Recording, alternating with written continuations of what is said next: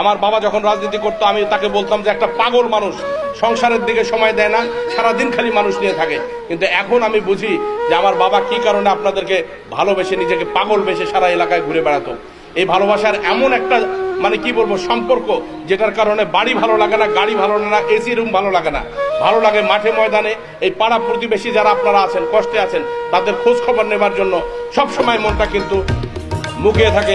আপনাদের জন্য যেন কাজ করার যেন সুযোগ সৃষ্টি হয়, এই জন্যই কিন্তু সবসময় দৌড়ে বেড়াই। আপনারা বিশ্বাস এবং আস্থা রাখেন আগামী নির্বাচনে ইনশাল্লাহ আবারও যদি আপনারা দায়িত্ব দেন, আমার মতো এমপি মন্ত্রী 2-4-10টা না থাকলেও কিছু সমস্যা নাই। জিলেপি টোপলা না নিলে বলে মানে কি ভোট দেওয়াই যা বানায়, ঝগড়া করা তো ভোট সেন্টারত যায়, এমন ঝগড়া সবাই পাইলো মুই পানুনে।